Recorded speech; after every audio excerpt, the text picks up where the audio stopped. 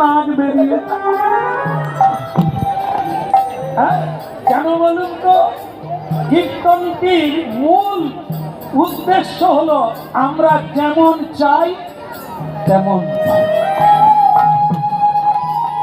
ওর বলায় ভুল আছে না, এক বচন বলে না, বহু বচন দিয়েছে। যদি বলতো আমাদের নাচটা যেন ভালো হয় তাহলে একটাই মিটে যেত। ওরা বলেছে আমাদের যেন ভালো ভালো নাচ হয়। তো ভগবান বলে না দিলে আবার কথার খিলাফ হবে না। এবার নাক আর রাখার জায়গা নাই, সারা শরীরে না।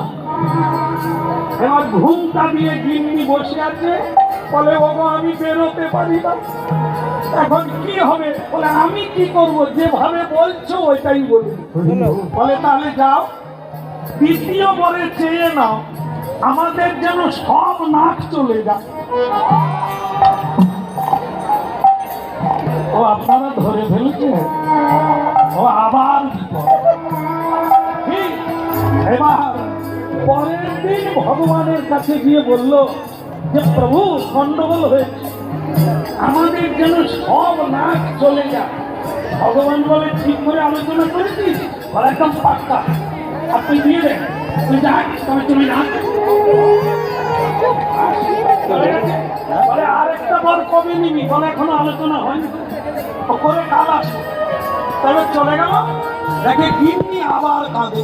তো মুশকিলে বললাম আবার বলে ওগো যে ছেঁচা নাকটা ছিল তেবড়া সেও নাই,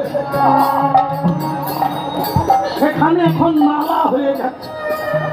বলে তাই কি করি বলো তো? তুমি যাই বলো আমি তাই বলি, আমি কি করবো?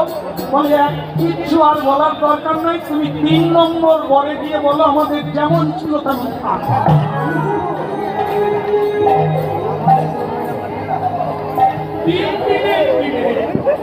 এই ভক্ত ব্রাহ্মণ আবার ভগবান